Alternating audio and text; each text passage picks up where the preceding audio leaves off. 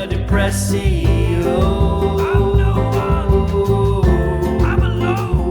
We can start it from later on, but it's just dead interesting to like hear the musical history of Chef. Yeah. And you, obviously Andy knows it like super well, and you guys are sort of connected through the underground, I'd say dance music world, but then also I guess like would you class garage class as dance music? And well, I think bassline I met Andy. Like, hip hop. You remember it was we I used talked to about this. Yeah. when we obviously when I used to go to school, up in Dore. We went to King Egbert's, and me and my friends we weren't really into school, but we used to go to this Darnell Music Factory on Attercliffe, and a guy called Glyn Chappell run it. And we used to go there every Tuesday and Thursday, I think it were, and they'd buy us our dinner, and we'd set decks up, and we'd just be able to just basically have a mix, like with mics set up, but it was at Adelphi on stage. Yeah. So we'd like get the feeling of going on stage and having like proper mics, Technics 1210s. There was a setup downstairs, there was a setup upstairs, and then they went like, so we'd all go. There would be like 15 of us, all my friends from our area, and we'd just go and have a mix. But Andy used to come down and do a few sessions, didn't you? Yeah, he used to come. Yeah, so like Glyn was like, he was like the man, wasn't he? Yeah, Glyn was the hero But for us back I'd in heard the him day. DJing. He was from Pitch FM and all that, so I'd grown up listening to it. Yeah. And then he started doing that. So being asked to come and teach with him was like super, super exciting. Yeah, and obviously Andy came, but there was some more like Oris J. That's how I met Oris J. Right. Okay. And DJ Cryptic was there, wasn't he? Yeah, Cryptic was like Cryptic grew up in the same area as me as well. Like, so Andy, Oris J, DJ Veteran, which is like one of the biggest bassline DJs to come out of Sheffield. He don't really do much now, but he was down there. So there was all these like, I could say like seasoned professionals doing it, and they're the kind of people that we was learning from down there and taking advice. But then a whole wave of and generation of like Sheffield musical talent came from that. Well, like if that had 100%. never happened, I get like I'm not saying you guys wouldn't have got into music, but the journey. I mean, that changed the course. It was because it was having the opportunities to go and pick up a mic, because we did used to go and do music at youth clubs and stuff like that. But it was not the same as going to this club, this closed down club, and going on stage, like using all top quality spec stuff and just being able to mix and learn how to look after it, learn how to take it down, learn how to pack it away and stuff like that. And I guess that's like, what else are you doing if you're not doing that? We would have just been probably just walking around town, just it. I would have been anyway. And but it gives you that when you find that thing that kind of sets your like heart alight a bit, like the way the music did for you. Then you're like, that's a focus. That's like a direction. It's got like. Well, I think that's kind of the time where we all kind of fell in love with music. It was kind of the time when garage was just like kind of going up for us. Like we just discovered UK garage, and we had this space to go and practice in. Like I said, it's kind of what birthed all of it for us, and I built up like loads of relationships from going there with other artists from around Sheffield who've gone on to do music now, and just even like the older heads like Andy. Like I've always been cool with Andy since Glyn. Like there was a few other guys that I can't really remember, like some other scratching guys and people doing like music production courses and stuff that I've been able to like link up with and just like keep it cool with. Do you know what I mean? Like I think Sheffield's still kind of got an element of that going on to this day, right? I mean, you probably know a little bit more than me, Andy, because you sort of work in that area a little bit more. But there's very much a culture of like giving back and encouraging youngsters and people to get into music, and like good opportunities to like, what other city do you get to like stand on stage and like learn how to mix from like the best DJs in the city kind of thing? Well, I guess it didn't always happen like that. I think there's certain people, and I'd say Glyn was definitely one of them, who like. Yeah, Glyn. Yeah, he did a lot. He did a lot for the city. And if we ever had any problems off, like away from it, he'd be there to help us. Like we could always call him. Like I see him now, I see his kids. I see him now. Yeah, and it's just utmost respect for Glyn. Like he always gives you a beat when he drives past. He's he's always around. Proper legend. Like he is the reason that most of us from Mearsbrook started doing music. Like realistically, because he gave us the opportunity and the space. I don't know if my mum and dad were really that impressed with me like bunking off school and going there, but like we loved it, like, and it kept us off the streets realistically and stuff. I loved your podcast with Jack, so shout out once again to Thou What True Fiction. Shout out once again to Thou What, because we've got another crossover guest. But in that you said that there was a whole kind of time where you heard a particular garage tune. I can't remember the name of it, but you said once you and your mates heard that, everyone was like, right, I'm a DJ or I'm an MC. You just sort of split off. Yeah. And then you said like the whole area of Meersbrook, basically, like there's a huge amount of music coming out of that. And like, yeah, but basically what happened is, I can remember we used to hang around on like Meersbrook Park, and there was my gang, like a group of lads, and then there was like guys who were like 4 or 5 years older who had the cars, and they'd be pulling up onto the like bottom at park, and we were all chilling. But they'd have big like people used to have boom boxes and big loud subs in car and stuff like that. And I can remember them just like driving past, and they must have just discovered this song. I remembered it now. It was Richie Dan.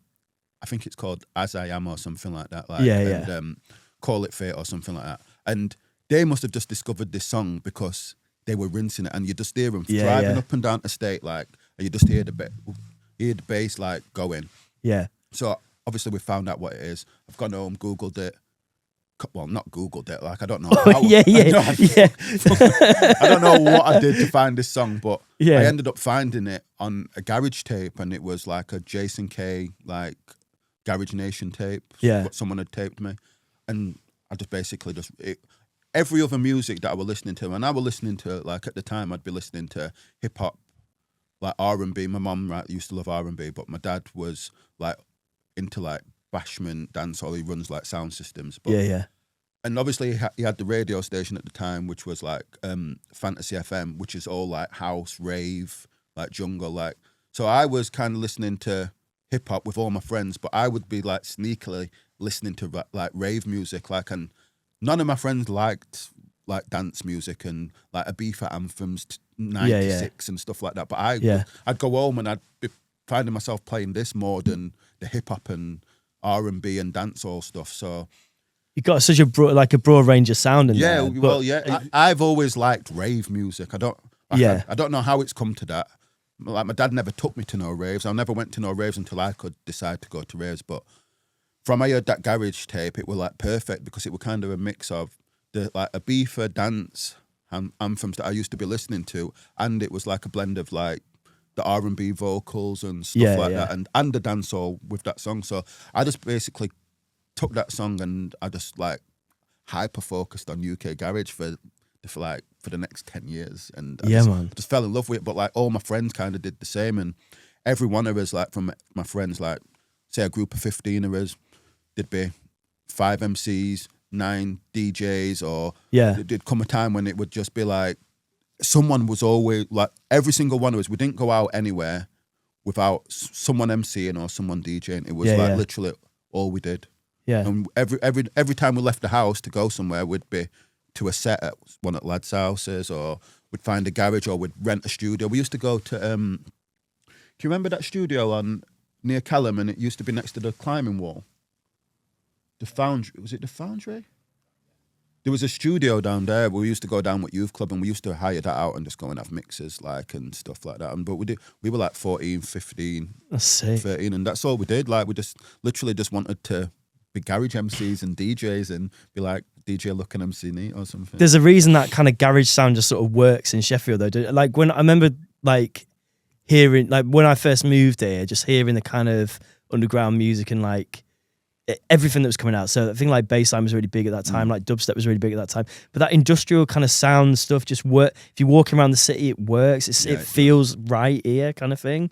So that, like, garage in particular is like, it's massive in Sheffield. Yeah, even still, like, I think you know what though, I do actually think garage is massive everywhere, to be fair. Yeah, definitely. But like, I don't know, there's something about this city that seems just to complement it really well. And then, like, obviously the evolution of garage into sort of bass, like what became niche or bassline or whatever. And the speed garage sort of like garage, went from garage to speed garage to bassline sort of thing. Yeah, I do think it, like I said, I think it's just like the industrial, like, city, like people going out and raving at a weekend, innit? I think. I'm not sure, but I guess that there was like, before, like, when there was the house and acid raves and that, I'm sure there was raves a lot of big raves in Sheffield, weren't there? Yeah. But it was. I think, well, in my opinion, it was like the pirate stations that kind of. Well, that as well gave it that. I don't know, injected all that energy. All of a sudden, it brought everyone together, didn't it? So Well, it gives the pirates. It's an advertisement, isn't it? So It's huge.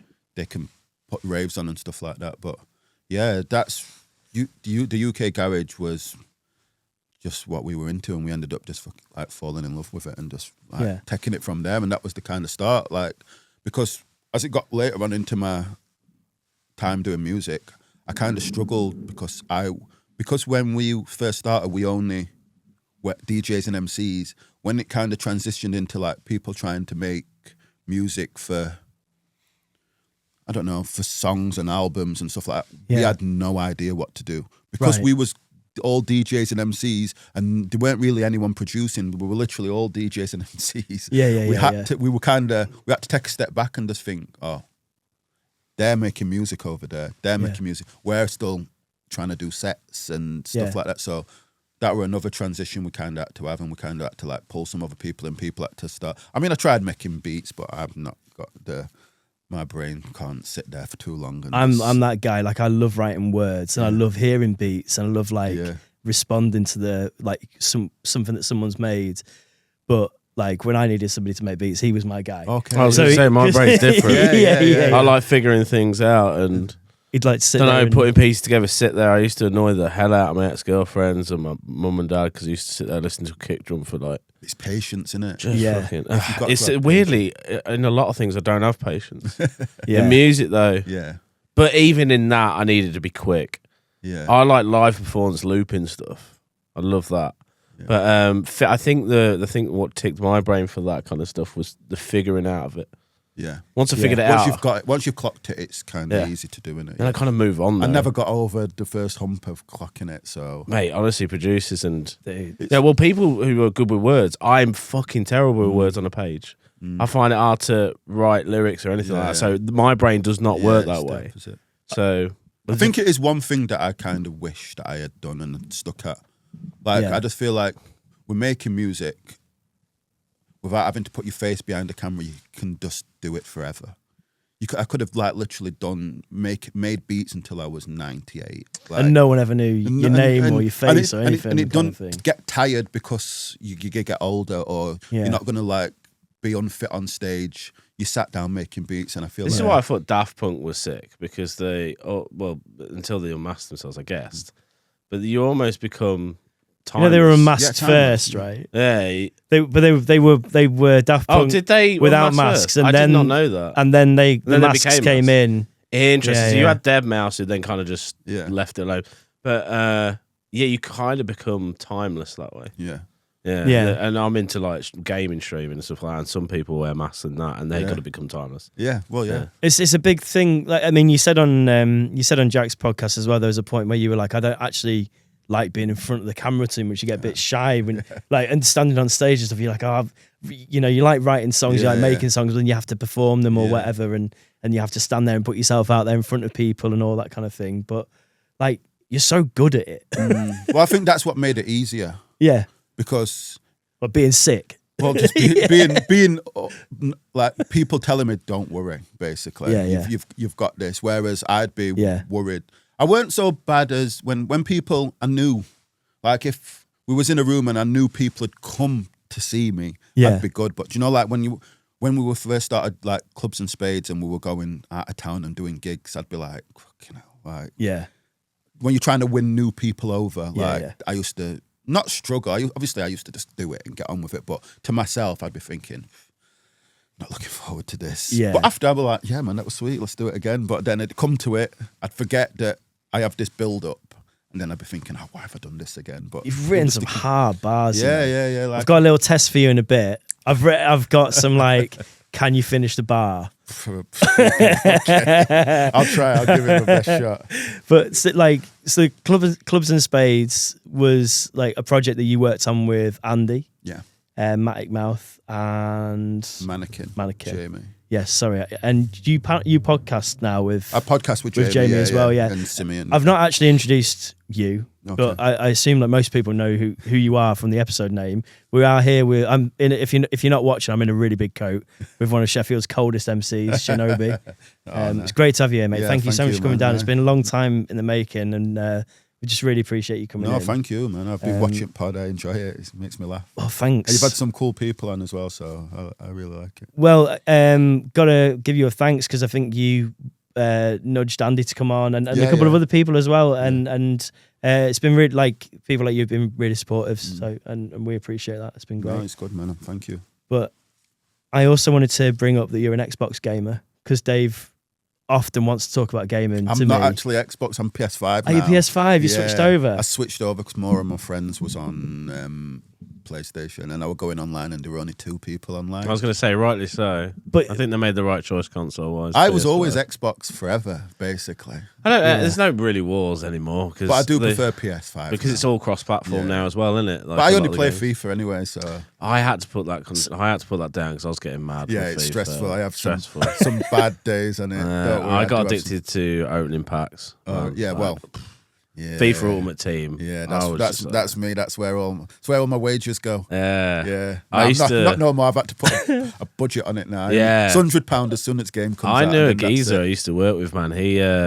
He got in 10 grand's worth of debt. Wow, from FIFA. Mm-hmm. That is mental. It's easily it's easily. Is it? They just we'll take your money. Yeah, we'll take your money. If you've got your credit card set up to that, and you lose a few games, it's quite easily to think you're going to pack a new player that's going to help you win them games like by end of the week. So I think I don't know if this is why I stay away from gaming, but you two talking now, I'm like, this is beautiful. Like you need that. You need that outlet. Like you need someone to talk about gaming with. Oh mate, like, I'm a big gamer. I stay up till stupid o'clock playing games. Yeah, me too. When you say things are cross-platform now, do you mean like you can play somebody who's playing FIFA but they're playing it on an Xbox? Or PC? Never used to be. Yeah, Xbox, PC. I mean, you don't really play FIFA on PC anymore, but like Xbox, there's a lot of games now, man, that are just cross-platform. So how does that? Is like what's the thing that brings you all together? The portal.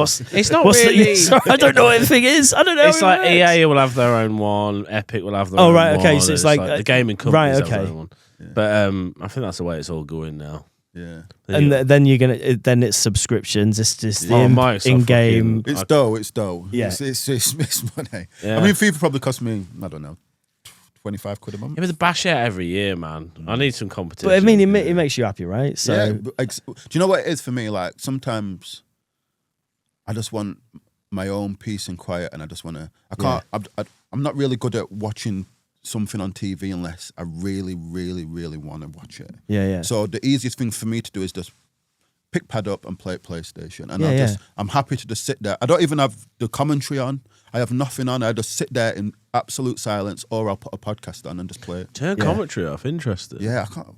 I've heard everything they've said. They're not saying nothing new. That's true. That's true. Do you know what I mean? Like it's just scripted. Like I've already heard what they're saying. So that's true. That's true. And I take all game sounds off, all music, because the songs are just repetitive. I just play it in silence. That's cool, man. Nice. It's a good way of doing it. I do play Football Manager as well. Yeah. But that's I'm addicted to a game called Ark Raiders at the minute. Okay. Fucking what's wild. What's that about? Jesus. Like army stuff. Kind of like dystopian world. Like people have been forced underground. You got to go up topside to get like it's like battle royale, PvP, like player versus player versus environment kind of thing. But it's such a unique spin on it. Yes, it's had massive success. It's beaten like records over games that because. I'm into gaming. It's just been You're into the deep. I'm deep, man. I'm PC. Oh yeah, he's got the chair. Yeah, I got the gaming chair. I got the 3 monitors. I got the wireless keyboard. I got the wireless mouse. Yeah, my son. I remember my son asking for a gaming monitor for Christmas once. I got it him, and then he was like, "Dad, I'm gonna sell this monitor now." Like, you don't even use it. Like, I think all the kids just wanted one just because they saw the people online having one. Right, yeah. No, I'm into streaming and all that. I'm here for it, man. I get it, man. Like it's just another art, I think. Like, sure, yeah, it's interesting. Like watching YouTube and everything. And I wish YouTube was around when we were first making films. Well, because now it's a serious revenue of money. Like if you know how to do it and you can play the algorithm. Yeah. I mean, when we first started making films, YouTube was sort of in its infancy, wasn't it? But then we got an award once from YouTube for a video that we put up, like a music video we put up, and it was something like we were the 1,000th most played video on YouTube. There was like top 1,000. Yeah, so the first 50 Sniffs video that we did, we can't log into the account because we don't know the email address or the login or anything like that. But I remember vividly, we got like a YouTube award. It was like 2006. Where's something that like plaque, that. man? We got a YouTube You got some award. dough there. But to be fair, Yeah, but we couldn't. The problem was, well, do you know? It wouldn't be. We I can't mean, monetize it It was because It was copyright Oh, right, content. It was okay, like it was me rapping over a Britney Spears Yeah, toxic. right. But it was like it's one of them where you like back in the day. I can say that to my kid and he'll be like, yeah, whatever, dad. But I'm like, it's true. Like and we got something like it was like 2,500 plays or something in a week. Yeah. So for that week, we were like the 1,000th most viewed YouTube video in the world. But at that point, there weren't that many people using it. Yeah. It was kind of like internet nerds and like. it was the golden age of the internet, the Wild West. Because now it's just all just fucking. Oof. And YouTube then was Grim. so clunky looking and I like can remember shooting like it was nowhere near as slick.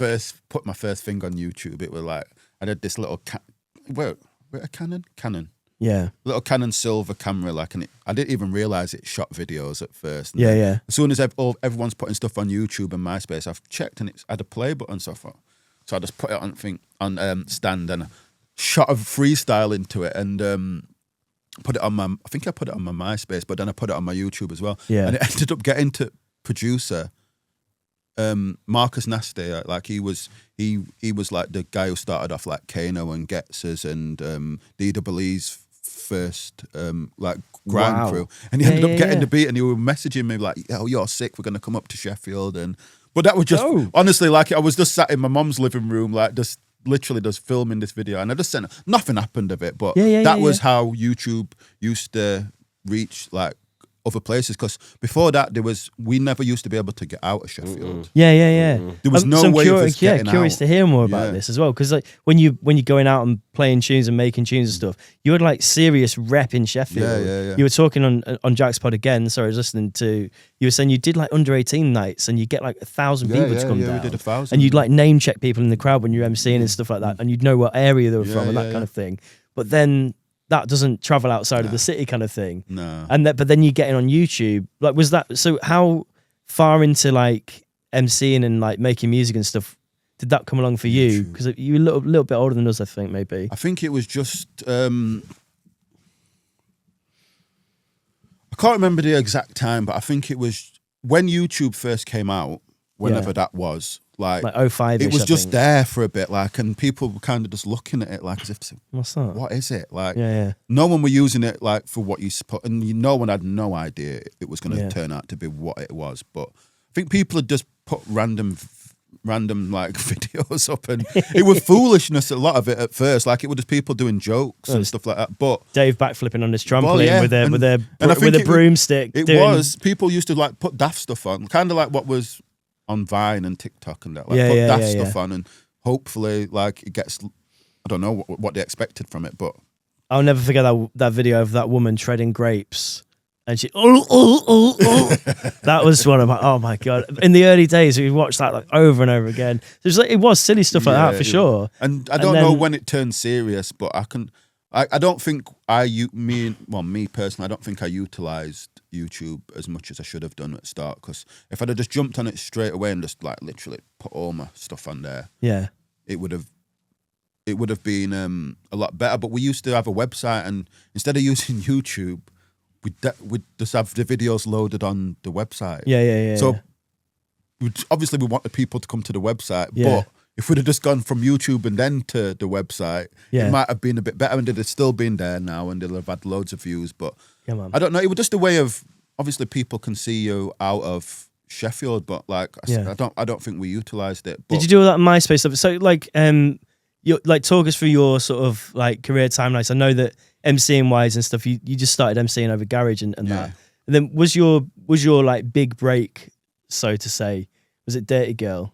Was that like was that a big break for you, or were you already doing sort of mixtape bits and stuff like that before then? I mean, like I still see people to this day, like, and someone will probably stop me like every week and they'll be like, "Oh, Shinobi, you were sick back in day, like you was the basically all me and my friends, all we did is grow up listening to you guys." Like, and I think that I don't actually think it was Dirty Girl. Obviously, there is some people that it will be Dirty Girl, but a lot of people used to listen to it. Like, we had a grime crew called All Out Crew, AOK, which was like me, Coco, Case, like Smiley, Longshot, T-Flow, like just basically my group of friends. But what we did, we put out some like mixtapes, and we used to sell them, and we'd sell like 1,000 of these mixtapes. That's crazy. Just like, that's amazing. We'd record another one and we'd give it out. So everyone in the city like had our music. Yeah. It obviously weren't recorded very well and stuff back then, but it was just like Didn't matter. It didn't matter. DIY did it? stuff, and we got it out there, and people. yeah. I think there was times when we'd record through like a Shaw mic, and because we didn't have a muffle thing on it, we'd put a sock over it and stuff like that, like in my friend's kitchen. But we'd send these tunes out, and it were Bluetooth days. So like the whole of the city would have all our music, and honestly, like I couldn't go anywhere. Like I was walking around like a famous person, but still on like working for a grand a month and stuff like that. Like I had no money, but like I couldn't go anywhere out with my kids or with my partner and that without someone stopping me. You had rep. Literally knew I could go anywhere, and people like. But then when bassline came in, we did a few tunes, bassline tunes and stuff like that. None of them took off like Dirty Girl did. And once Dirty Girl did, it kind of give it another boost, give like my name another boost, and it was the same again. Like it was just massive. In Sheffield. We were. I'm not gonna lie, we were pretty. Mate, but still to this day, like I've seen you perform. Like I think it was DJ Q. It was a night at DQ. It must have been like 2010 maybe. But I'm sure it was you, maybe Tez Kid and a few other like MCs. But you like smashed the place apart, and everybody was like singing your lyrics. Well, that was the thing. I think it might have been the first time I'd ever seen you, so I didn't know like all your tunes or whatever or everything. But the fan base is so hardcore, and there was know it. There was like I said, I think it's because they grew up with listening to it. Like man. And because I weren't going nowhere, I kind of consistently did music, and so did Tez Kid, so did like Coco, so did like everyone else in Sheffield doing music. Like they just had access to it because we weren't really getting our music out of Sheffield much. So and even like students, I know students who have come in and they've done like stints in Sheffield, and they've said while they were at uni they were listening to us. That was the like, tune. It's the reminder of that time. It's like a postmark or whatever. K-Dot said in an Exposed interview recently, he was like, everybody talks about Arctic Monkeys and stuff, and like you know that the national wave that had, but in Sheffield, kids were Bluetoothing our tunes and listening to our tunes on buses. It was like bassline, it was, and that kind of thing. It was like I said, there was a part of like. I know there's a whole different scene, like on the band scene and stuff like that in Sheffield, but I do think like not half the city doesn't know about that, and there was kind of all listening to the garage and the grime and the MCs and stuff like that. Like there's so many people like day to day like that you'll see, and they'll be like, oh, like I can't believe it. I saw someone at work other day. Obviously, I drive. I'm a HGV lorry driver now. And I've just heard someone say, "Someone shout, is that Shinobi?" Like from that warehouse, and he was like, "Oh man, I used to listen to your music growing up, man. It's a pleasure to meet you and stuff like that." And that's big. He went and got one of the other lads, and then forklift driver came home and we're like, "Oh my god, we're from Swinton. We used to listen to you as well." And that's like out in Rotherham, do you know, like back in the Rotherham. So how do you feel about that sort of stuff now? Are you like?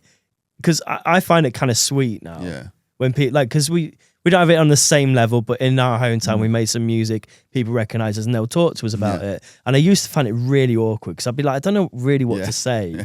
I don't really know what to do. But now I'm a bit like, it's like it feels special that I've made like a difference to someone's life and like given them a bit of 100%. Enjoyment or a laugh or whatever. And like it's nice. So is it? No, definitely. Like there was a time when I'd be like, cringe, like, if I'm out with my partner or I'm out with kids, and I'd be like, it's me, you're right. But now, like, when I see people and they stop me and they say, oh, like, still it happens, can I have a photo, can I? I'm blessed, I'm grateful for it, like, and I'm that's happy famous, you know what I mean? I'm not famous, do you know what I mean? But in Sheffield, I think the problem was before was, like, people used to kind of say, oh, you're famous. And I'd be kind of thinking, well, I'm still working. Like, I'm still doing my 9 to 5. Like, and I'm still, like, struggling certain times to, like, not pay bills, but, like, I'm not getting the full benefits of being famous. So when people are saying that, they're like, you're famous. Like,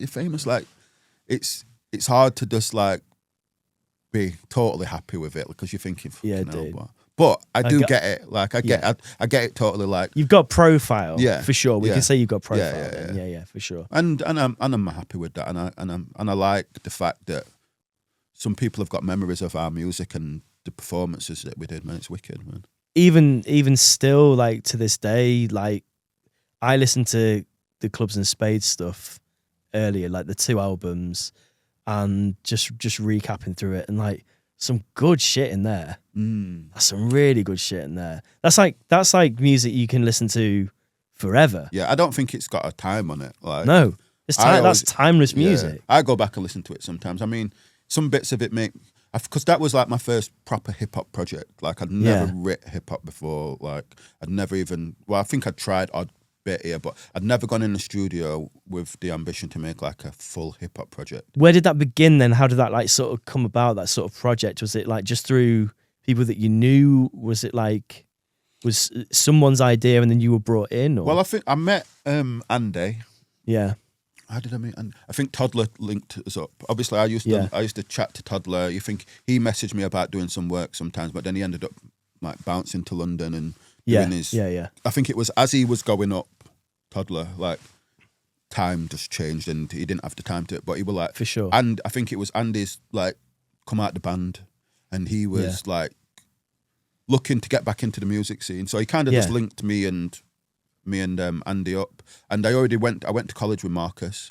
Marcus was like doing some music around the same time. He was in a group called Northern Alliance. Yeah. And we were like cross pathing and stuff like that. But I'd always been cool with Marcus anyway. And we was working on All Out and M3, which is Coco, and that's like like a sub crew of All Out crew, but we were focusing basically on Coco. Like we were like saying, these guys have got it.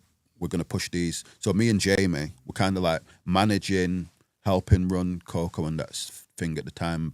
And then we just ended up going to the studio, and I think Jamie and Andy had made a beat. Yeah. And we just decided to do a session with just us four for some reason. And they made a beat, we vocaled it, and that was the start of Clubs and Spades. I think they were called, because I said a line about black suit on this one song, it ended up being Clubs and Spades, Card Gangs, and then that's how it just started, and we just decided we were just going to go for it. Because those beats are crazy as well.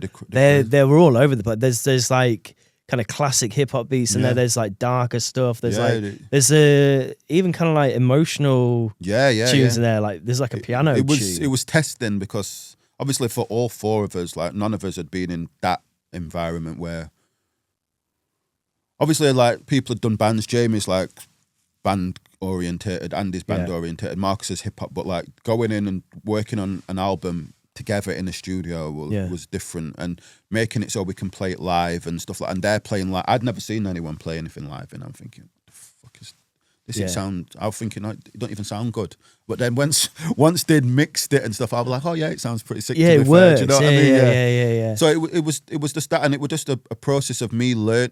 Basically, I was learning on the job then. Not that I knew the formulas what to do, but I'd never actually put myself in a position where I was going to write a hip hop album, and I always thought like hip hop's really honest. It's true, So I've got to be like, I can only really write and be honest. I can't really make stuff up. I've not got a good imagination. So if I'm rapping, I'm saying quite a lot of stuff. So that's why a lot of the songs ended up being like pretty deep and like towards a subject. That's why you said there's some emotional tunes on, there's some deep tunes.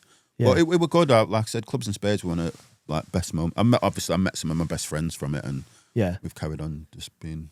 Andy sent me last night. I asked him for like a bit of background stuff. I was saying to you earlier, at 8 p.m. last night, Andy in my inbox sent me a poster for when you guys supported MOP. Yeah, wow. And then the full concert of that, or your full, the audio. Sorry, your full set, isn't that on YouTube, or is that from? Is it? Yeah, is that? Yeah, I know it's a video, but it's not. But it's not used. Put it up there. So there's a. Is really it good. from? It's from Tramlines, right? No, it was a standalone show. It was like an MOP show on the tour. Yeah. Right. Okay. Yeah. Like you were supporting, I was supporting DJ Wise. Or maybe it is up. Is it up? What?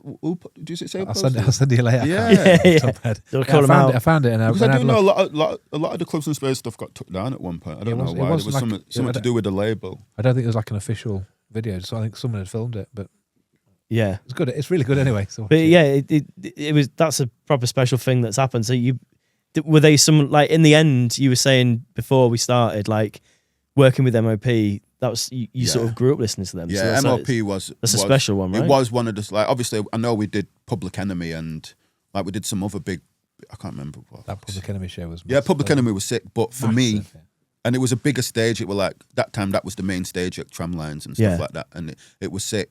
But the MOP one was special for me because I actually really listened to MOP as a kid growing up. So being able to support them was like me being able to support Wiley or me being able to support Wookie or someone like that. And they're the people that, like, it genuinely meant something to me. So yeah, I was happy to that, man. Something you mentioned earlier, you said you used to put socks over microphones. Yeah. We used to do that, but only because Kano in one of his tunes says, "I still vocal with a sock on the mic." Yeah. And I was like, that's cool. So because Kano had said it, I was like, I'm going to put a sock on the mic. Well, I think we did it, and then when Kano said it, we were even happier. We were just like, we're doing it right here. Yeah. Because realistically, we didn't right for have, Kane, then. because we were doing grime and garage. We didn't really have, and there was nothing on TV. We didn't really have no way of learning what to do. Yeah. If Glyn wasn't showing us what to do at Adelphi, like, we had no way of learning how to do any of this stuff. So it was just trial and error. Yeah, we were literally trial and error, and kind of hopes we're going to come along. Someone's going to learn, or we're going to bump into someone that knows the shit, really. Yeah. And eventually that did happen. But that was kind of when we met Jamie, and there was a group in Sheffield called Beat Bandits. They were from like Fulwood and stuff like that. When we linked up with them guys, that's kind of when a lot of the artists and MCs like elevated from like my crew, to be fair. Yeah. But yeah, man. Did you find like the city quite like helpful in that way, that like was it very much like about the music and would support each other, or was there like clashes because like we want to be better than your crew? I mean, kind of thing? There was nothing ever too serious, but there was always clashes. We were from basically around here, which was from like Mearsbrook, which is technically, it's not a ghetto, it's not like a bad area, but we was doing grime, so we were coming across like we were trying to be bad boys sort of thing. Where we weren't, we were all middle class kids growing up like nice, but obviously we were good at it. So people used to like come for us because we were not that we were the easy targets, but basically we were good. We were probably one of the most populars, and we were from a normal like middle class area. But we did have clashes. We did have there were loads of clashes like with Scum fam, like K-Dot and Tez Kids crew and stuff like that. But we needed them. Like without them, we wouldn't have. I don't think either side would have progressed if there weren't like rivalry and territory and battles and competition. Like I think it's like any sport. Like I don't think you can progress without it. But there was also we got on a lot as well. Like me and Tez Kid, like it was like basically me versus Tez Kid. Like a lot of the time, like not beef, but like he was like the main guy from over there, like the oldest guy up from over there, and I was like from this side. But and whenever I saw Tez Kid, we were cool.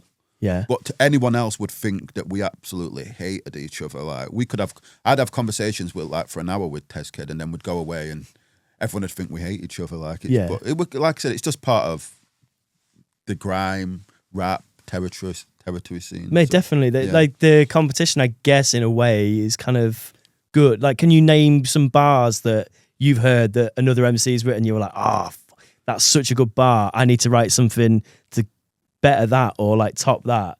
What do you mean, like in grime or just any like I guess like from somebody that's doing music either in Sheffield or maybe just inspired you in general. But like, let's narrow it down to like, can you name a bar that like somebody like a Sheffield MC has said that you're like, fuck, that's really switched it up. Like that's a hard tune or a hard bar. Oh, like or change the levels. And the levels have gone up there. I need to write. Well, my friend Simeon, who I record the podcast with, he was not really in any crew at all. Like, and he came like just not out of nowhere, because I know he was doing his thing, but like we like ended up connecting and touching base, and we ended up obviously like he's one of my best friends now. He was, in my opinion, he was light years ahead of everyone else at rapping in Sheffield. He didn't actually go on to have a good career out in music, but when it comes to rapping and just he was up there with some of the best rapping I've ever heard in UK. To be fair,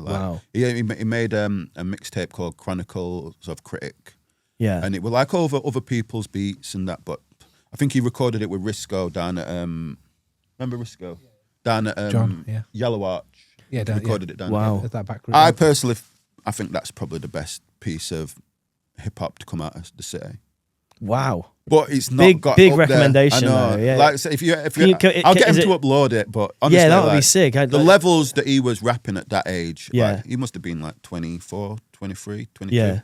Unreal. And also like Uds Underground. I used to always, when I first started, I used to always want to be in Uds Underground. I don't want to be him, but like I looked at these guys like superstars because they were older than me. They were kind of from like my area. This is where like kind of where they grew up. Yeah. They was the guys for me. Serious. Yeah. And they did Westwood and stuff like that. They did a few big bits and stuff like that. I mean, saying that, you did Charlie Sloth. Oh yeah. That's no true. small thing. Yeah. That's amazing. Like, I don't even look at it like that. Do you know what I mean? Like, I know. So like, I mean, I it's strange, isn't it? I guess because when you go through, when you do music, when you do creative stuff, you have like such a mad path. Yeah. And you do so many crazy things, so many big shows, so many like bucket list moments, and then it's just sort of one to the next, isn't it? Like you forget sometimes the cool shit you've done. I think that part of Clubs and Spades, like after we did the first album, like we did so much.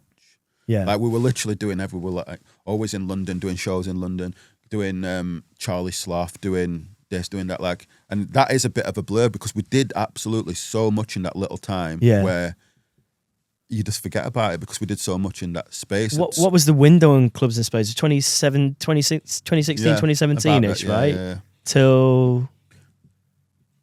Probably we did about 2 years, I think. Yeah. 2 years. About 2019 or so. But we were like, I feel like we were working. We've always stayed friends and we've always stayed like not trying to do something. We tried to do another album after. We did a few EPs, tried to do another album. Yeah. We couldn't really capture the sound. I think the sound that we was looking for. We'd made songs, we made some big music after, but to put it all together as an album, I don't think we could really find the right sound. So, and I think people like kind of had their own ideas of what they wanted to do with the rest of their careers and stuff like that. So kind of just parted ways musically.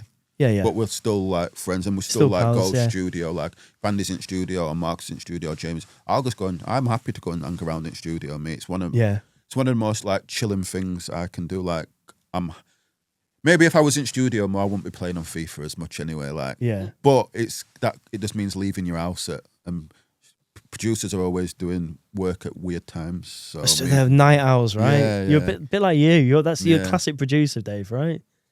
Like, he's put his mic down. I was listening. I was enjoying the podcast. I don't know what it is. I have no idea. I like when everybody goes to bed.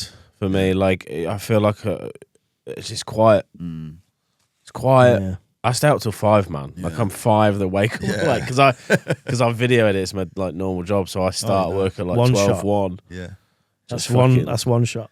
Oh shit, one shot. Yeah. I always mention a video edit and some geezer who watches the pod. 2 shots. A video edit. But I don't know what that is. Yeah, I like it when everybody's in bed and I fucking can it feels like the world's quiet. Yeah. No, but I like to just go like my friends could just be sat here making music and I'll just be sat here just listening and I love it. Don't matter which one of my friends it is because a lot of my friends still make music and I'm happy to just go sit at back, just chill, and I'll just be like, I like to just chip in with something. Don't you think you should?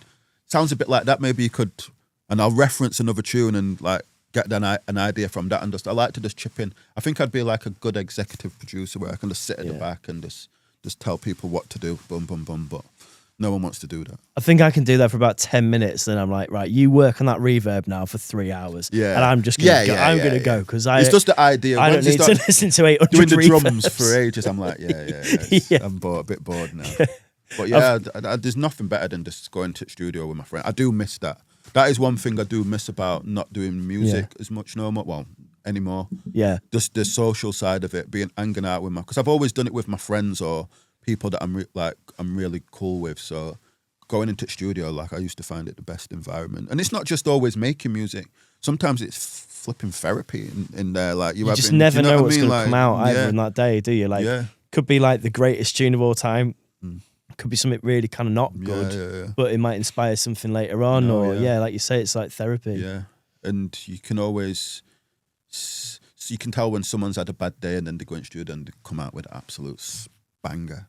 Or a wickedest verse, or they've just smashed the beat out in 20 minutes and it's sick. Like that's a bit of therapy in itself, I think. Definitely. I was gonna say, man, like having that, like you talking about beefs earlier and stuff, and then you kind of needed that friction to, you know, come up with something good. I feel the same way about like if you've had a terrible day at work or something, or if something's gone wrong. I mean, one of the best songs I ever made was when I was my lowest. It's weird. That. Yeah, 100%. It's weird. And then you come and you make this song. That I was in a trance for about 4 hours. And I put it online. It was like, because I used to love dubstep back then. Yeah, I liked dubstep as well. I did this remix of Call Me by Blondie. Right, okay. I just had this idea and I don't know why, and I was like miserable that day, and I just came home. I went home from work early, never forgot about it. And then I just sat down at my desk for like 4 hours, and I was just like, couldn't even tell you how I made it.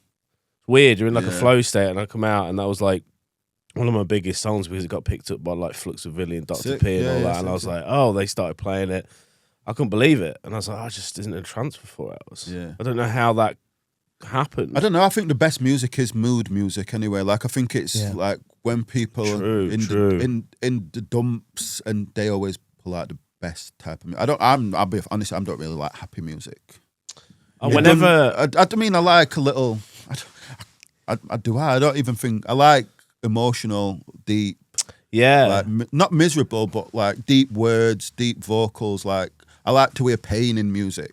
Whenever I play the piano or like pick up the guitar, my missus is like, it's always melancholy. Yeah. I was like, I don't know. I like kind of weird chords and just same. The low side of stuff. Yeah, it's really weird. That's the only way. Sad comes out. Yeah. Really guitar. Yeah. Sad music is wicked. Sad music is good. Yeah. And it's popular as well. Yeah. Just hard to play in clubs. Yeah. Or dance to in clubs. Yeah. I mean, when I go out now, I only go to like house raves. I'm really into house music now. A little while ago, you were putting on sort of an R&B event. I mean, again, like there's so much that you covered on Jack's podcast that I feel like just sort of stepping all over. No, it's fine. Yeah. But it's interesting to hear because you've been a promoter for years. Yeah. As is your dad. I've always. I was thinking about it when. Like when I was thinking about what maybe I was going to speak about on it, I was thinking like, since the day like I kind of started music, I started doing events with it as well. Even if they weren't big, like I remember we used to have. There's a pub called the Earl of Arundel. Earl of Arundel, Do you know what I mean? Earl, like is it a bike shop now? Yeah, it is. On the corner. Yeah. So we used to put raves on there as well. Like put a sound system in. Book all our friends and charge £2 on the door. Like that was one of the first events that we put on. Yeah, we put on the under 18s nights. That was obviously before that. Yeah. I think I've always. This is probably this last 2 year. Yeah, it's probably the longest I've gone without putting an event on. I think in my life. How do you do you think you might come back to it? Well, I've got a meeting tomorrow. Yes, come on. Okay, I've got a meeting tomorrow with a venue. It's just about finding. I don't ever force it. I don't ever want to. Oh, I need to put an event on. But if because I'll go into venues and I'll be like, I would never do an event here, sort of thing. But I might go into a venue that I've never been in and be like, oh, this could work, and I'd take it up that way, innit? But I'm not going out as much to find venues no more. So I'm cool. Yeah. So, but I've got a meeting tomorrow about doing the R&B event in a venue in town. I won't say much more on it, but nice. Okay, we'll see how that goes. Well, from what you were sort of saying about it in Jack's podcast, it sounded great. Like I love the vibe of it. You were like, I just want to hear when you were saying when you go out, you just want to hear good DJs playing good music. And I feel like that's kind of you don't get that anymore because a lot of DJs now, even whether they want to or not, they have to play. You have to play the most obvious Route 1 tunes because people have no attention span. Just want to leave. Whereas I'm like, when I'm the same. When I go out, I like a lot of music. I want to hear like a broad I think it's been a problem for me going out, like because I've been into music so long. I go out and the first thing I notice is a DJ's quite wonky mix, and it'll just ruin my night, and it shouldn't. Like it does actually ruin my night. Or he's got he's left bass out or something. Or, do you know what I mean? Some small things that no one would do. Or he's got the song running way too fast. This is not how it should be, and things like that just bother me. So. I've always like kind of booked, if I have to say, obviously I've done events with other people and they've brought other people in, but I always can't tend to book people that I know. Yeah. Unless it's like a big DJ and we've pulled a big DJ in from out of town, like I'll always go with DJs that I know can play. And they don't all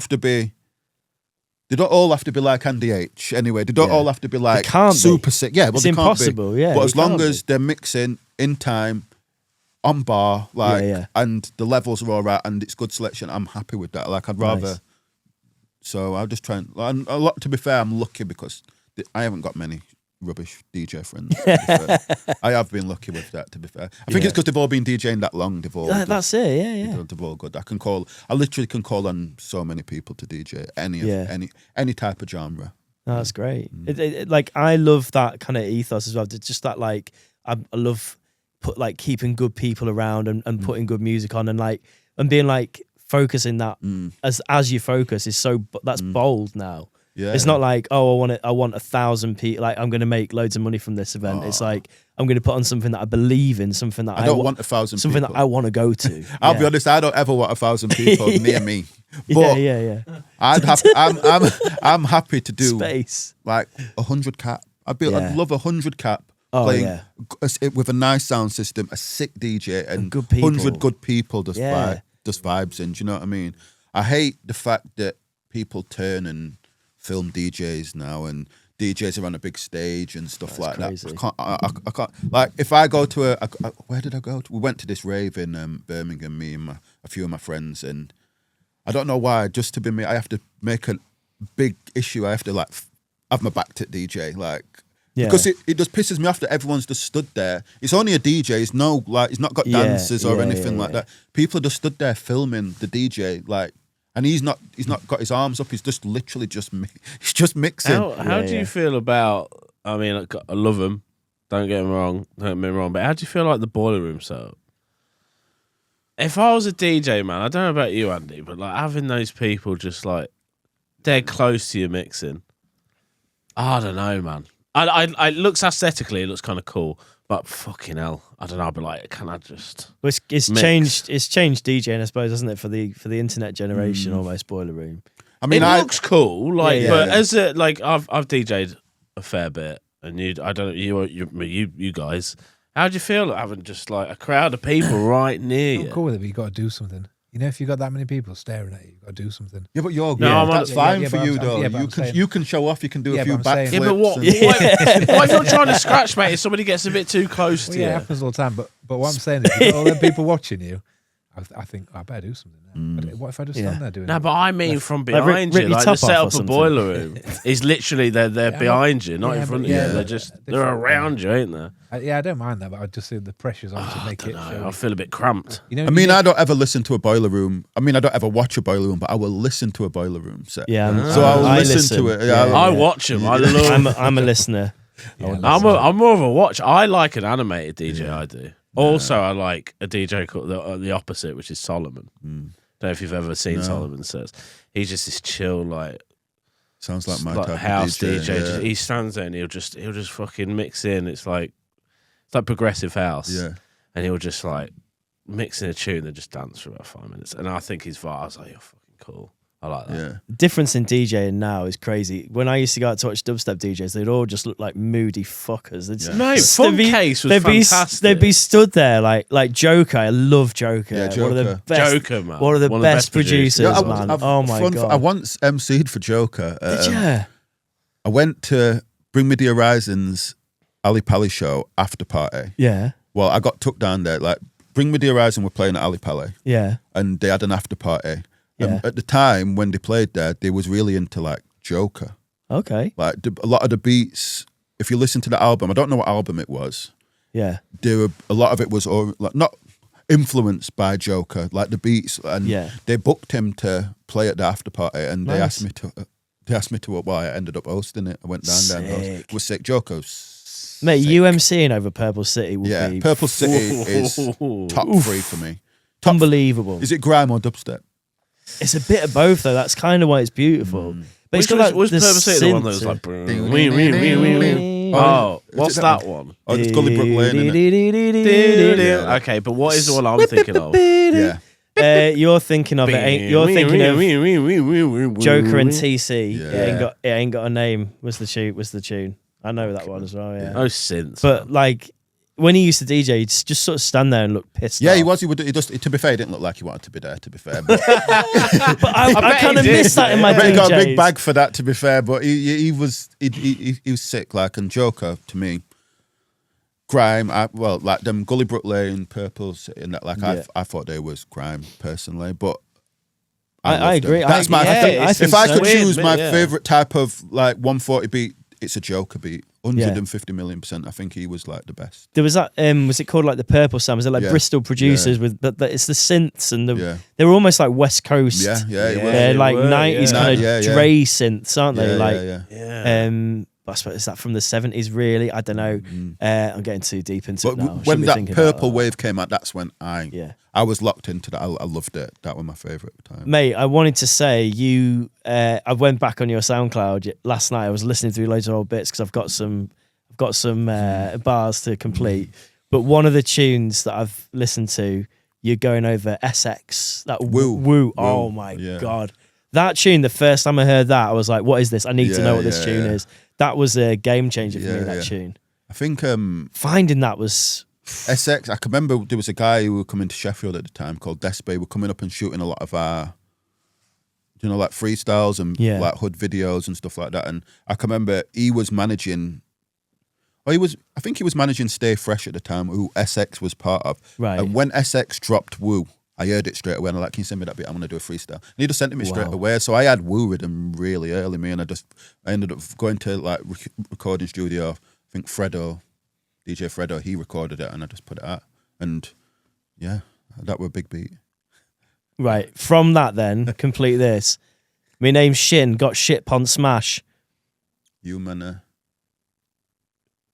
shit pon grass or something? Yeah, man. Nailed it. 1 point. That is one good. bar I don't think I've ever repeated it apart from on that tune. I heard that and I went, like sometimes you're just like, like perfect. You want to hit the Charlie Sloth perfect button. I was like, yes. I was close. I nearly said, I don't know what I nearly man. said then. But yeah. I love that. Yeah. I got this one as well. Complete the car, see me in Healy in a Monday. Yeah, man. Yeah, that is honestly when I see people, that is one line that they all reel off to me. Is it? Yeah. It was one of them ones that stood out to me. I love that. I couldn't even drive. I definitely didn't have a Mondeo.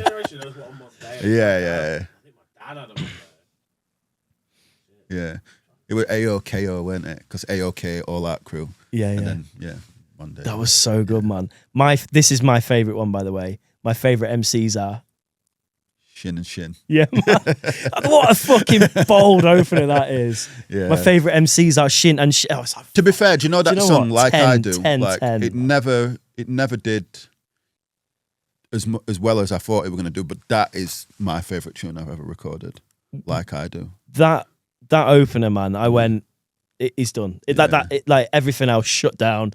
That one line could have just been wheel. I look back at stuff like that. I think, I was such a cocky, arrogant cunt. To come out with, but you have to be right. You've got to be confident. You got like that. But that is like such a bold statement. But then you back it up by going hard for the entire tune. No, like it's amazing. When people say that, I always bring up like Michael Jordan, Ronaldo. They're all fucking just. When I see Last Dance, I'm like, oh, it's fine. I'm cool. Like, mate, Jordan, Last Dance. My favourite thing to watch. Ever. Yeah, I watch it like literally 3 times a year. It's a sick doc. Yeah, I put it on to like go to sleep to sometimes. If I'm putting something on that I don't want to, I've seen loads of times. Oh shit! No, The Last Dance is the movie, right? No, is Last Dance the doc? Michael Jordan. Are you talking about Save the Last Dance? No, are you talking about Michael Jordan? Because there is a Michael Jordan movie, basketball, and then there's a documentary.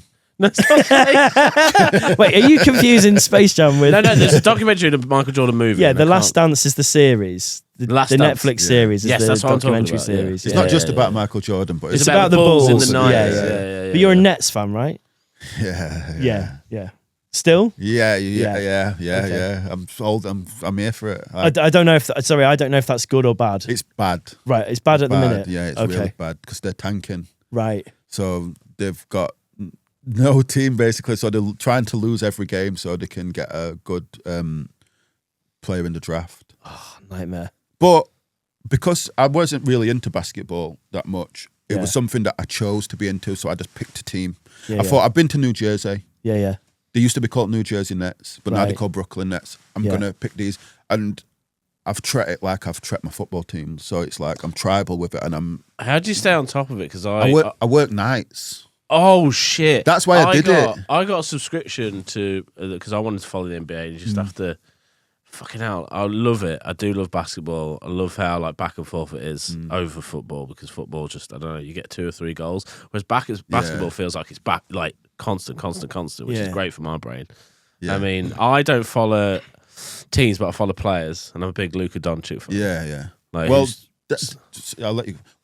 That's what I've realised that you do in basketball. You don't actually pick a team. You pick a player, and I've done the wrong thing, and I've picked a team, and now like I've picked literally like the Luka, worst and then team. I got Steph Curry, just fucking insane. Yeah. But the thing is though, what if 2 years time it comes good? Well, that's what's and that's the plan, isn't it? Yeah, like they tanked last year as well, and then they had like 5 picks in the draft. Right.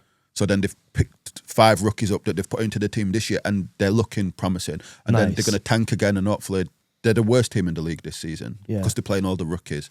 So next season they hopefully get the number 1 pick, and then that's when they go again, and that's when they get other superstars in again. So I've just got, I think I just joined at the wrong time when it was like the end of that period and the start of this one. It's crazy that you come, but I understand the workings of it, but if you come last, you get first pick, don't you? Because you're like, oh fuck, come last. So when the draft comes around, it's like get your good player kind of thing. So people are sort of like they're being encouraged to lose. Like that's kind of what I feel weird about. I'm like, are you encouraged to kind of like fuck it? And I don't get it, like because I come from like football. Like I'm thinking, there's no like what do you call it in basketball? The word I'm looking for is gone out of my mind. Where you like you've got something to lose. You're not like going to get relegated. Right? Well, that's what you're still in the league.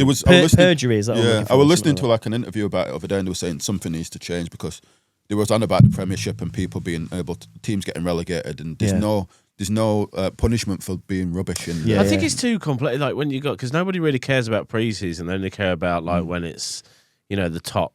No one cares now, really. It's just the playoffs that they're bothered about. The playoffs, this is it. And then they play each other like fucking 4 times. And it's a lot, man. You got to be like, fuck. Well, this is what I just did it because I worked nights, and I wanted something to just keep me. I was looking for football stuff to like do through night while I were at work and stuff like that. And I just thought, basketball. Yeah. They play, like, I'd always see him like playing at like 2 a.m, and I can just listen to it while I'm like driving, so it's fine.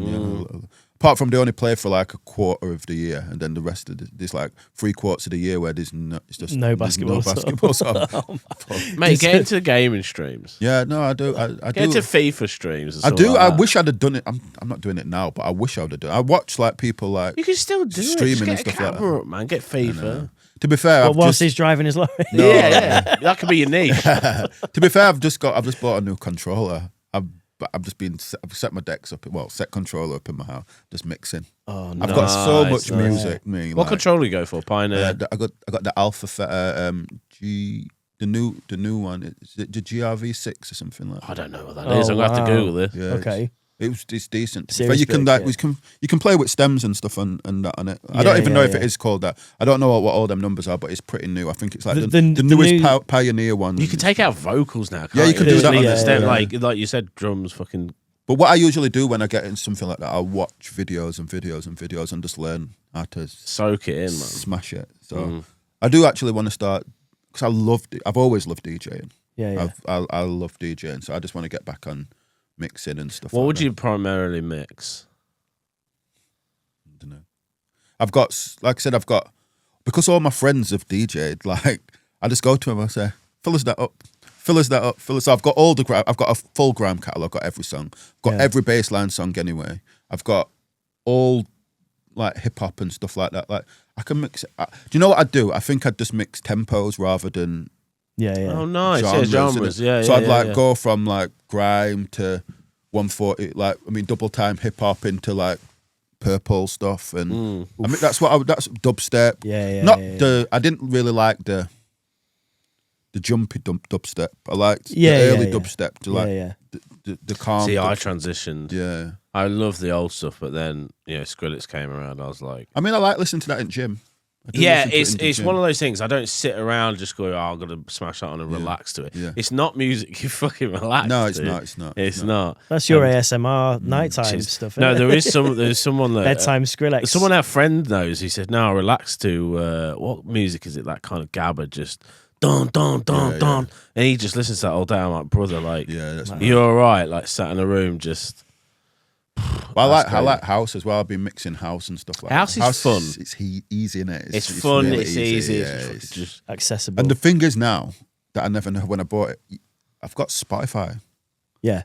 I can't believe I've got every song in the world to just DJ with. Like so that's overwhelming for me. I need to be limited. But the thing is, I'm a guy anyway. That I've already I live my life making playlists on my phone. Yeah. So like from I've got a gym playlist. I've got a house playlist to DJ. A bassline playlist to DJ. A grime DJ. Like I've got all these playlists just set up ready to mix, and I just had to just go through and get extended versions of songs now and stuff like that. So mix them, but it's cool, man. I'm enjoying that. Do you find you miss out on a lot of stuff that isn't on there that you're like, oh, that tune, but it's not there? Yeah. But The underground bangers that aren't on there, like I'll just buy them, or I'll get someone to send it me. I know someone who's got it. Andy, I'll be ringing you soon for some stuff. Someone's always got a song. Andy's like, a good know what the song is. Yeah, man. But it's sick, man. So any like future sort of might get back in the studio and do a few tunes? I'd love to, but it's just find the time, It's just I don't want to waste no one else's time. Right. Do you know what I mean? So me saying to like Andy, I've done it. Yeah. I've done it a few times with Andy. Like he's like, I'm like, I can't want to do studio. Then I'll go and do studio with him, and would start something. And don't get me wrong, we're still chilling and we're still like doing normal friendship stuff. But when it comes to releasing stuff, I've finished projects with Andy that I've got no one's heard, and I daren't put it out. Not daren't, but I just think, what's the point? Do you know what I mean? Like I prefer the process of making music all the way up to the point of putting it out. Yeah. And that's the bit that just makes me go, I'm not bothered.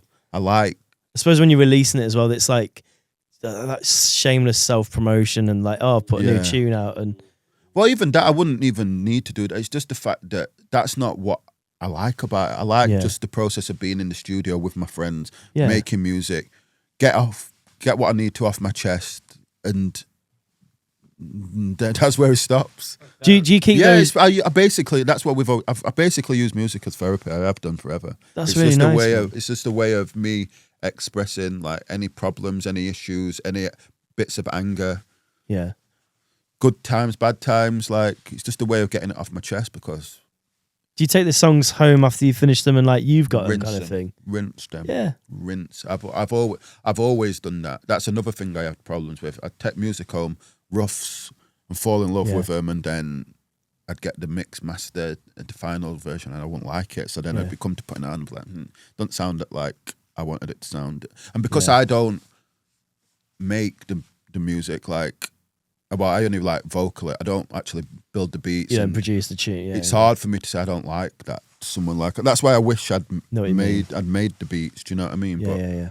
Like I said, we always joke about doing the Clubs and Spades last dance sort of thing. Not last dance, but like just doing a like a little project or something. And it's I wouldn't write it off. It's definitely not a problem to write it off. But yeah. And same with with All Out. Like Coco's always like, come on, like jump on a few beats and stuff like that. But like I said, it's just. I think the Clubs and Spades angle would be a bit better for me because I think it's like a bit more. I could talk about adult grown stuff like Just where you're at, kind of like, I would say like emotionally, but like writing wise. Yeah. Where you're at now is like you're writing from a point of I you're feel a like different person than you were 20 years ago. The stuff that I'm saying on grime, like I'd feel like a bit of a dick saying it at 41. Do you know what I mean? Like, not that I don't think it, but just letting other people know that that's what I think. Do you know what I mean? Like, and I like I said, sometimes I've got a playlist instrumentals like Purple, like Joker instrumental, and I'll just spit all my bars in it sometimes while I'm at work and stuff like that. Like I can still do it. If someone wanted me to spit for him, like I can still lock a full tune down so easily. Like the roof's coming off. I can still tear it up. But to do to go into the studio and do a project, I think I'd need a bit of. You have to be match fit to like be writing at a level that I'd want to put out. You've got to be like constantly doing it. Like, and I don't feel like I'm someone like Kano who can just go into a studio and just produce like an album straight away. I think I'd need to be active and keep my brain working again, sort of thing. But my old stuff, I can do that easily. Made in the Manor, by the way, you said that's one of your favorite albums. It's such a special album. The way that was released as well was that was a special kind of thing. I rate Kano, man. He's always been he was one of my favorite grime MCs, and as I've got older, like I've grown. He's like same age as me, basically. So he's been, and I just think he's matured like vocally and lyrically, like, and I think it's like basically it represents my life sort of thing and where he's at and where I'm at and my group of friends and where I've grown up and family and stuff like that. Like I just think he's just sick. Yeah, sick, very sick. I've got one final sort of question for you before we wrap things up. Okay. Yeah, Dave's got a really really important one. Yeah. We have to ask everyone. But when you're writing songs or like verses and stuff, is there a version of you that's like MC you, and then you're writing for that version, or a lot of the stuff that you do, like, is it truly authentic and representative of who you are? It's always been me. Like, I like basically rap with my heart, like, and like I said, it's got me in problems so many times. Not problems where like, well, it has got me like in beef problems, but it's got me in problems with like partners and stuff like that because I'm writing so honest about relationships and stuff like that. Like it's caused me. Like I remember one time I had we had Charlie Sloth's song at week or something like that. I think it was, or tune of the week or something like that. And the verse that I'm talking about, I'm basically talking about my ex-partner, like, and the relationship and our kids and stuff like that. And it was like blasting out on like Radio 1 song of the week. Like I had to explain my current partners, current partners heard this and she was like she must have been thinking what the hell was going on. Do you know what I mean? So that were a realization that I couldn't always say everything on the tune, like, because Radio 1, it might actually get picked up by Radio 1 and they might play it 5 times a day. And like, my ex's family are probably hearing it, and my current partner's family is probably hearing the same song and hearing what I'm rapping about. Do you know what I mean? And it didn't go down too well anyway. But it's like, a weird thing to navigate because I've been in trouble on this podcast before. Same as this as well. Yeah, my family watched it and my dad got upset with something I said once. I was like, oh shit, kind of thing. So I had. And then when this reaches a wider audience, I'm like thinking, how the fuck am I gonna? Because I'm quite an honest. I asked my friends actually weirdly like a few weeks back when I was talking to them online and stuff. I was like, do I say things a bit blunt sometimes? And they all went, yeah, a bit sometimes, mate. I'm like, I don't mean to be. It's just I'm a bit just. Do I say too much sometimes? It's hard to beat. It's hard. It's hard, man. Because I'm of the opinion, and this might be wrong. That's like, as long as you're not like being aggressive or being a proper dick. Yeah. It's just what you think. It's just what I think, and it's on you to probably deal with that yourself. I'm sorry, but I'm not. It depends on what you say, of course, and this, that, and the other. But I feel like the other way around. If someone was to be dead honest with me, I can handle it. I'm like, I'm cool. I'm all good. The more honest you are on a song, for me, the better it is. Like I love it. Like.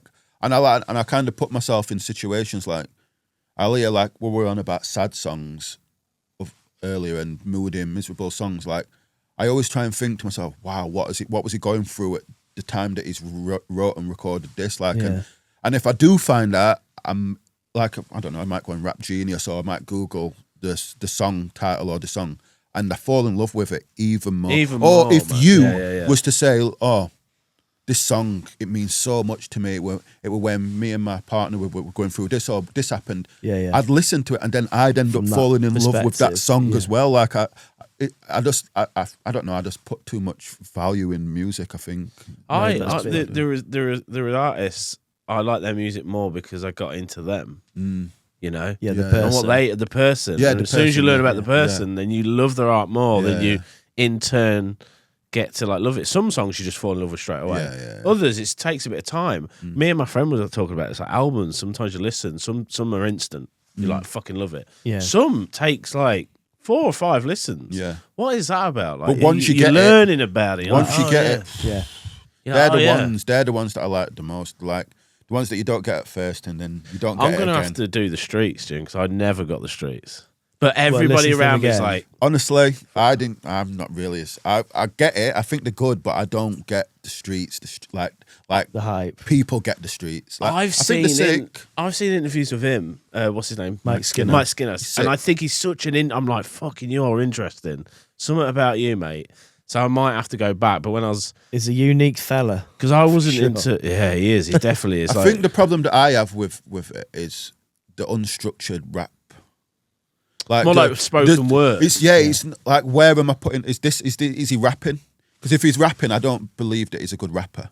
But if he's doing poetry on beats, then it's sick. Do you know what I mean? You're like, what are we doing here? Like, I kind of don't know what we're doing. But Blinded by the Lights is one of my favourite songs. It's interesting reading. If you read his book, it's really interesting because he does talk about it. He's like, he says in that, I'm not a very good rapper. Right, okay. And he says, like, I didn't influence, like, I can't remember who he says or something like that. I didn't influence like Kano and Dizzy Rascal. I influenced Arctic Monkeys, but like they both went on in like different ways to do different cool things. And he was like, sense. But by him doing his sound, when Dizzy Rascal came out and was an actually good rapper, people were already used to hearing like raps with a British accent, even though if they'd heard bad ones, kind of thing. So it's kind of, it was doing bits. Dizzy for come that out before? But, I mean, I think so, I don't know, but like. Popularity wise, I think Dizzy was like slightly off. Like Dizzy was probably doing bits, but like when people heard, I don't know, it was something along those lines where it was like the streets are sick. Don't get me wrong, musically they are sick. But like I just never knew where to put Mike Skinner as a rapper, and that's kind of what at the time that's what I was judging him on, where I shouldn't have, because looking back now at like original Pirate Material and all them songs, like even that Garage song, that was the first time I'd ever heard him. And what a tune that is, like, but he's just talking, isn't he? Like, it's just like he's commentating over the beat, basically. It's just like it was a weird sound, I think, at the time as well. It was like different. I didn't used to get Sleaford mods either. Now I love them.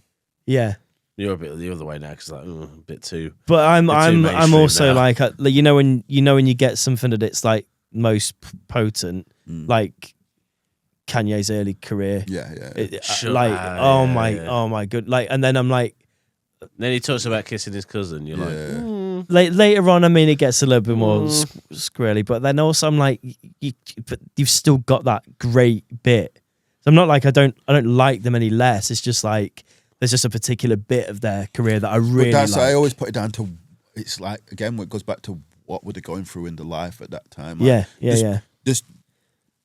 Kanye was his best then because he was so hungry to make it. Like, he never had the life that he's got now. He's not like in all these flashy houses and hotels and cars. Like, he's still hustling for it. Do you remember the doc? You watch the doc? Yeah. When he walks into the buildings, he's just like playing his songs. Like, I was like, fuck, just like.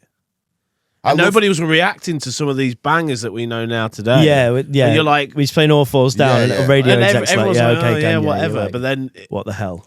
Yeah. I always love people's come up album. Yeah. You know, like, even like with Andy and that's come up album, with the Arctic Monkeys album.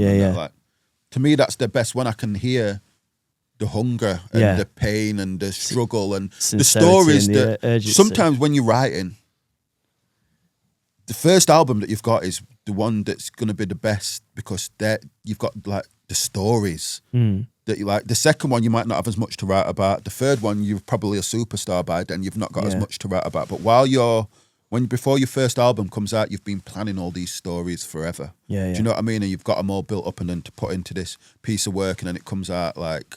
That's why I always like J. Cole's like Come Up album. Oh, it's so good. Like even the Come Up, the warm up and stuff like that. Kendrick's. I was listening to Kendrick before, like he came out. All them when they were coming up. There was so much. Transcends music as well, and it's like UFC fighters, like Conor McGregor. When he was hungry, was like the fucking sick. And then he just got big. I think it's just because your lifestyle changes. You're a total different human. You've got people around you that you've. I don't know, like you live. You're almost shielded from life in a way, aren't you? You're not living your life. Basically, you've got no.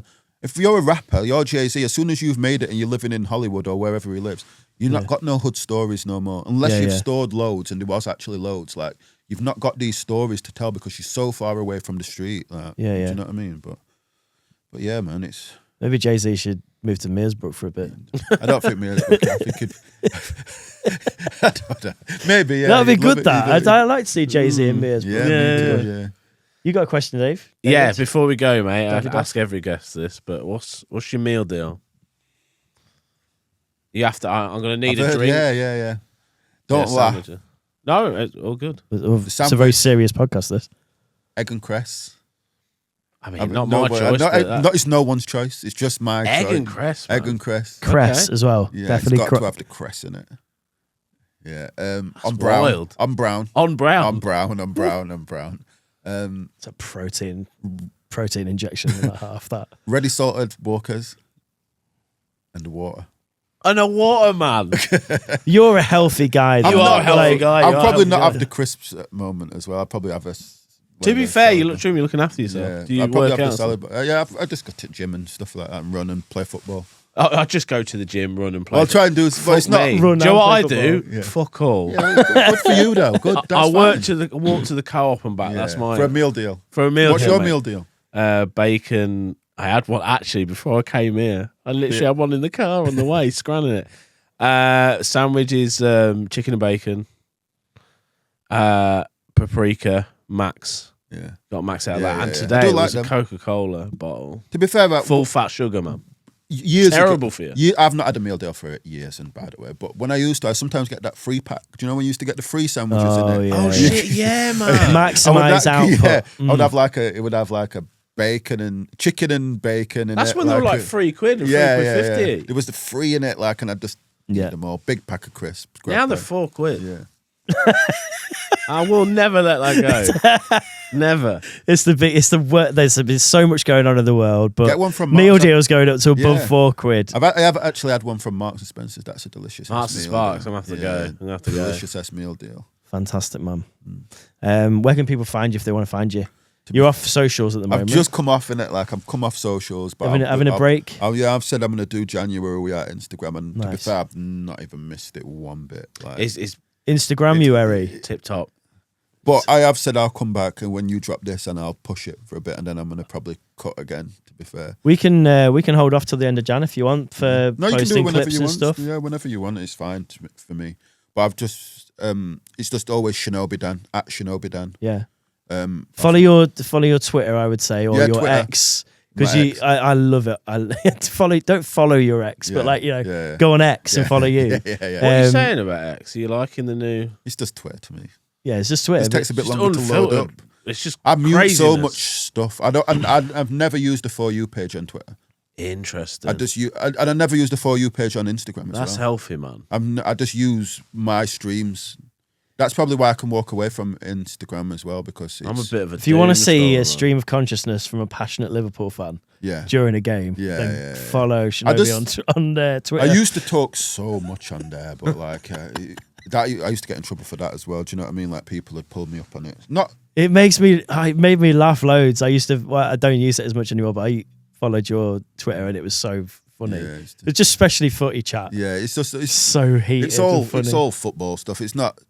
To be fair, there's no music on my Twitter no more. Yeah. They used to, at one time, everything was on Twitter. Like all the music stuff was on Twitter. Like all the like Sheffield scene, the London scene, like the UK scene was all over Twitter. Like no one's on it. Like I literally just go on it for information. I use TikTok quite a lot, me. But I don't post on TikTok. I use TikTok for finding like even like with using different things under control. I've just been TikToking it, and you can find anything out on there. To be fair, a lot, well, but it is dangerous as well. Like you can go down some rabbit holes on TikTok. I just lose hours of my life on it. I had to uninstall TikTok. They said this. I was addicted, man. 2-hour sessions. Current generation of kids, they don't use Google anymore. They just go on TikTok. How to open my car door. To be fair, hey guys, I'm here with my full Mondeo today, and I'll be opening this car door. Here's how you do it. I don't even use Google no more. I use ChatGPT for everything. Like I looked at what I was thinking. It were New Year's Day. I wondered what time my gym opened.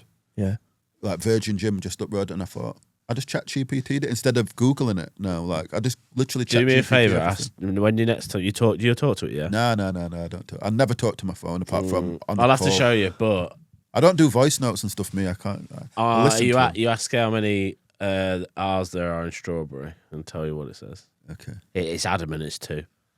Right. It's crazy, and it's so condescending as well. He's like, he goes, no, because I'm like, no, correction, there is 3 R's in strawberry. He goes, no, I don't think you think. Do you have to pay for the one that you talk through? Yeah, I use it for work a lot because I talk through it like I tell it, I filter it now. Yeah, so yeah. Can you give it a name? You can. You do. Can you call it like Kevin or something like that? Kevin, could you? Yeah, but mine knows it's assistant. me because obviously I get it to like write. I'll write an email out and then I'll get it to check it over for me and stuff like that. Do you know what I mean? That's what I do. Then because it knows because it's signed off from me, it'll know it's me and stuff now. So. I do friendly version. Yeah. It depends what vibe I'm getting from a client. If they're like in a friendly tone, I'm like, okay. And I'll tell ChatGPT, do it in a friendly tone. If they're more like professional, which I hate fucking being, I just go, ChatGPT, just say this. And I just spare out nonsense. And then it brings out like this immaculate, well-worded, like... Yeah, sick. It's weird. I think we're all going to be weirdly talking to each other. I don't know who HR at my work think that I am, but it's definitely the wrong person because I do... You'll be surprised. I had a client the other day and we said the same thing. It was like, I use ChatGPT like this and that because it was on a Zoom call face-to-face. And she was like, yeah, I was actually doing my emails through ChatGPT. I was like, same. Yeah. And we both had this moment of like, oh, yeah. This is how the world's going to start to go. The final kind of boss thing with it is like in Parliament and politicians and stuff now are using it to write their speeches. And I saw a thing the other day which was great, which is a politician like calling people out for using it by being like, you're using this word, which is not a word we've ever said in this house. This is a word like used by AI. So you're getting AI to write your speeches. What else can't you be bothered to do? And like mic drop kind of thing. Like, do you think we're going to get to a point where you're like, yeah, it would be nice if you wrote an email though, even if it had spelling mistakes. It's great if implemented correctly. Like in science, it's discovering and same with astrology and shit. It's doing bits. Like it's actually just like cutting out a lot of work. But fucking out for the game. There are lots of stars, David, in the sky. But also, I do actually think like if I was still writing and I'm struggling on a last line. I bet ChatGPT is able to finish it. I bet it would. It might not finish it as perfect as I want it to do, but it wouldn't leave me with no last line and having to repeat a last line. Maybe. Bet ChatGPT wouldn't have come up with my favorite MC is Shin and Shin. Yeah, he was like, who is Shin? It's true. You need a real human for that shit, man. Yeah. But it would be interesting to put some of your bars through it and be like, can you write a comeback to this? Oh, right. Like, but. Battle rap myself. Well, we want to do some Patreon specials with some guests this year. So maybe we do Shinobi battle raps ChatGPT. That would be actually sick. Can we do individual ones where like Gem versus Gemini? Would you come in and do that? Yeah. A little battle rap off against ChatGPT or AI. We could get like the thing is ChatGPT is like the AI is going to #1 on Spotify and that, so it's surely it's going to. I got off Spotify, man, because of their practices for one, and two, it started to get plagued with a lot of AI stuff. I was like, oof, I don't know. And I mean, AI music's good. I've fucked around with Suno a bit. Suno AI. So what would you stream music on then? YouTube, it's not the best. Well, have you got YouTube the app? Premium? Did you pay for it? Yeah, YouTube I Music's really want quite to pay good. for Because it, but I daren't. I mean, the thing that I'll tell you what the pros and cons are. The pros are like, I think they pay their artists more, which is important to me. I think a little bit more. It's still Music, fucking. they don't. It's Just to let you know, they just don't. a percentage, a small percentage. Have they got the full catalogue of everything? I think They've so. got From what I've got. To be fair, for me with YouTube Music, the best thing about it is you've got all your DJ mixes. So like hours long DJ mixes, no ads. Plus you just get good. your YouTube lumped in with it, and I I don't watch normal telly. I watch YouTube. I watch YouTube. Yeah. Netflix a little bit. And that is it. Yeah, I same. think 100% same. That is me. Literally. that's it. No terrestrial telly, no news. I'm just like that's where I go. So for me, it's a double barrel. So I get my music as well as no ads. On YouTube fucking videos. So it's a win-win. And I did like a thing where I just transferred my playlists from Spotify over to YouTube, so I didn't have any. That's it. It was like a little thing, but that's why I pay for it. So no, I do want to do it. It's just the fact that I can't. I'd like to be able to listen to a mix and just lock my phone at gym and stuff like that. Yeah, that's YouTube Premium. Game changer. But Spotify's algorithm, you know, when I like this song, and then you say start the radio of that song. I think Spotify's algorithm for that is fucking just sick. I don't think YouTube's is all right. I found some good stuff through the YouTube algorithm. To be fair, like it's thrown me a few little nuggets, but one of them, like which one's better? You decide. Circle back next week where we have a wonderful guest, Victor Kenny. I've got Vic on this. Yeah, Vic's coming on next week. You can sit on the couch with Vic if you want. Ask him questions. No, I'd be a bit scared because your interview style's way better than mine. So I'll try my best. Nice. Mate, thank you so much for coming down. It's been lovely talking to you, and hopefully come back again. Yeah, whenever you guys want me to come down, like I'm here, man. Love that. Let's do it. Awesome. Let's do that Patreon special as well. Yeah. Say bye, Andy. See you later. See you in a bit. Talk about next week, guys. Ta-da, bye.